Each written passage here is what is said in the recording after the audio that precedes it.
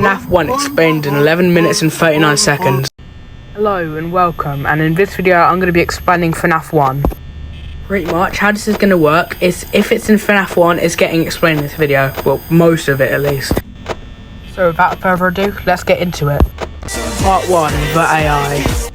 In FNaF 1, the animatronics have a pretty basic AI. They have an AI level, for example let's use 12, and that determines how high of a chance they have to move. The AI works by rolling a random number from 1 to 20, and if that number is equal to or lower than the AI number, the animatronic will move. If it is higher than the number, then it will just stay still, it will do nothing. Let's talk about movement intervals. Every character has their own movement interval. Freddy has one every 3.02 seconds, Bonnie has one every 4.97 seconds, Chica has one every 4.98 seconds, and Foxy has one every 5.01 seconds. Don't ask me why they're so specific. Scott does tend to be a bit confusing sometimes. Anyway, back to movement intervals. I'll choose Bonnie as an example because Freddy and Foxy are a bit confusing and I don't really care about Chica, so we're choosing Bonnie. You see this number? That's how much time is in between movement chances, which is what we just talked about. Part 2, Freddy.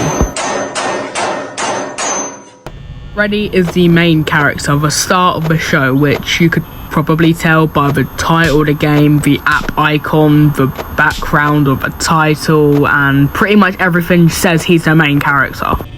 How he works is that whenever you look at him on the cameras, he gets stalled from a time from 0.83 seconds to 17.5 seconds. This is completely random. What this means is that even if he does succeed his movement opportunity, if he's stalled, he won't move. Unlike the other animatronics, when he gets to your door, he doesn't wait a few seconds to be able to jump scare you. If you open your cameras, he just instantly kills you. Now, that would be it for Freddy, but there's one more ability that I have not mentioned. Now, you probably already know what this is, but if not, this happens whenever you run out of power.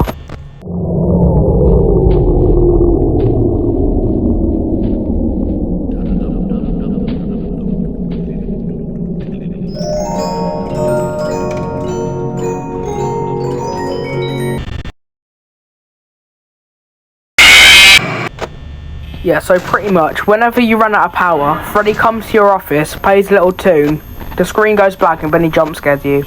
This is split up into 3 phases. The first phase is when the power runs out and you can hear everything starting to slowly power down. The second phase is when Freddy comes to your office and plays his tune. And the third phase is when everything blacks out and then you get jump scared. Part 3, Bonnie and Chica. It don't bite. Yes, it do!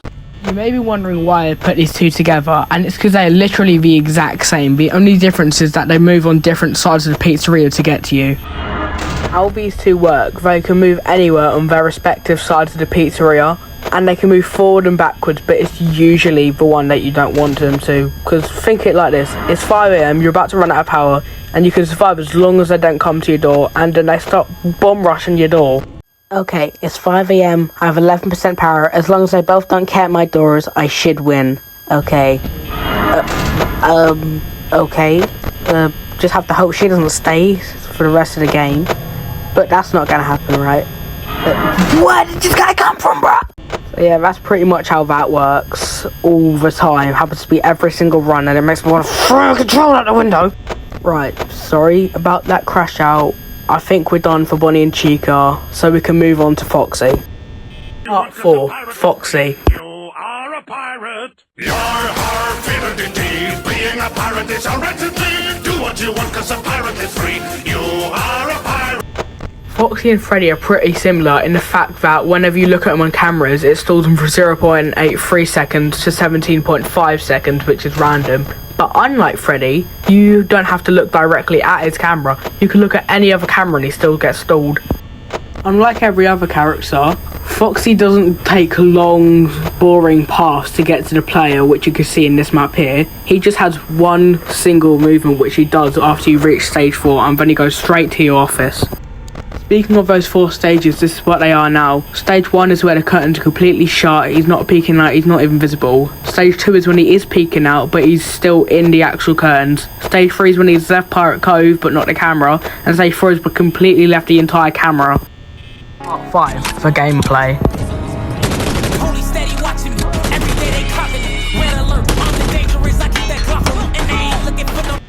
Okay, well, it's been 2 months and I forgot this video existed, but now I'm back and I'm going to continue editing it, and hopefully it's going to be a bit better because it's been 2 months and I've probably, like, I don't know, got better from editing, even though I didn't edit anything.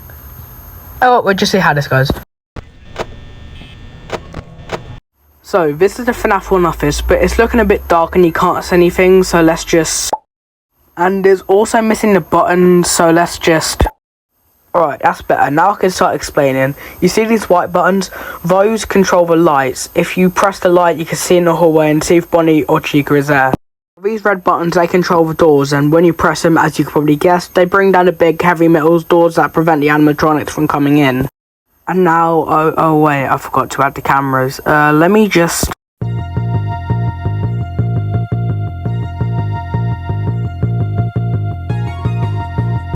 Wow, what a masterpiece I've just drawn. I mean, this should probably go in a museum. This is amazing.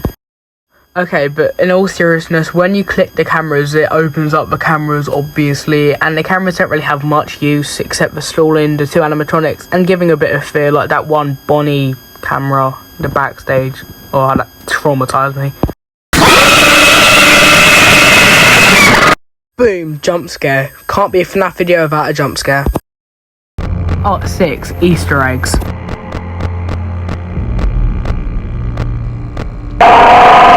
Okay, now I know for a fact that did not scare anyone. I mean, if you've even played the game or watched one video about this game, you know that it exists. Because there's quite a few Easter eggs, I'm not going to explain each one, instead just say what they are, like a speed round sort of thing. And let's just get started. Sometimes after you die, there's a rare chance that Golden Freddy can jump scare you.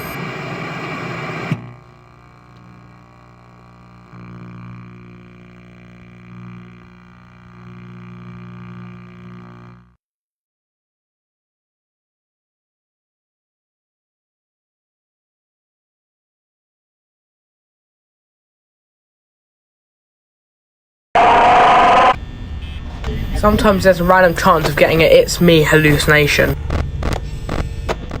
Sometimes circus music randomly starts to play. Sometimes Foxy hums a song.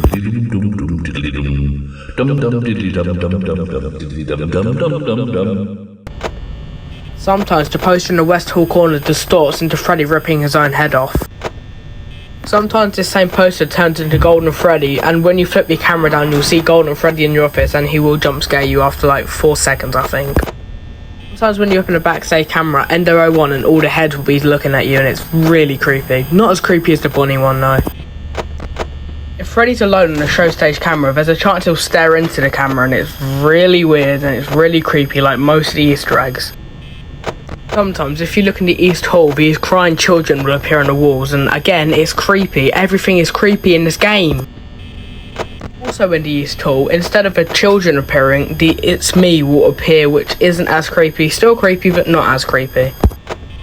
Sometimes, when Foxy reaches stage 4 and he's no longer in Pirate's Cove, the sign will change to "it's me", which is another "it's me" reference. I don't know why there's so much "it's me" references. Sometimes when you open a game, a picture of Bonnie with no eyes will appear before taking you to the tile. I'm pretty sure that's all the Easter eggs. If I did miss any, tell me in the comments and I will acknowledge that. I probably won't do anything about it because the video will be posted, but I'll acknowledge it. Part 7, The Law.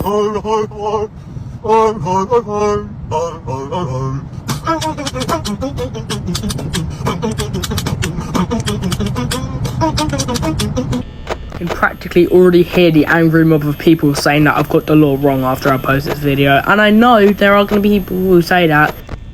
Right, so the game is set in 1993, and we play as this guy called Mike Schmidt, who decides he wants to get a job at Freddy Fazbear's Pizza. During the first night, Mike gets a strange phone call from the previous night guard, and pretty much he explains how to play the game, but he also mentioned the bite of 87, which was a bite where someone lost their frontal lobe, and he also said the animatronics can move around at night due to their servos locking up if they don't, which I think is just a cover up for the animatronics being possessed, but you know, you never know. They also mentioned that if an animatronic catches you, they'll try to stuff you in a suit, which will most likely kill you because they're full of like an endoskeleton and stuff. The night 2 and 3 phone calls are not interesting. It just tells you how to play the game and that like they get more active as the week goes on. But when you get to night 4, that's when it gets interesting. In the night 4 phone call, phone guy sounds a bit more distressed than usual, and he tells you that he's had a bad night and that he got caught. He also tells you to check the animatronics in the back to see if he's in there, which he probably isn't, you know, because apparently they get rid of all the bodies. And at the end you can hear Freddy jump scare him after he plays his chime. During night 5 you get a phone call which you'll probably find weird, as phone guy died in the last night, but when you pick it up you can hear either Freddy or Golden Freddy making a weird noise into the mic until he makes a random jump scare sound. Now that I explained the phone calls, let's explain why the animatronics are actually possessed in the first place. So the reason why they are actually possessed is because apparently this man killed 5 children and stuffed them into the animatronics. So, you know, if you look at it, kind of ironic because that's what they do to us when they kill us, so, you know, makes sense. If you're confused about why there's 5 missing children but only 4 animatronics, it's because apparently Golden Freddy's an actual animatronic in the pizzeria. I always thought it was an hallucination, but I guess not, because there's a child stuffed inside of him, so, you know. Part 8, the end. I'm in space. The end? Yup, that is correct. This is the end. But before I end the video, I just want to say a few things. First off, join my Discord server, please. No one's joining it. And second off, just like and subscribe. It helps boost my channel, and I hope that you come back again. See ya!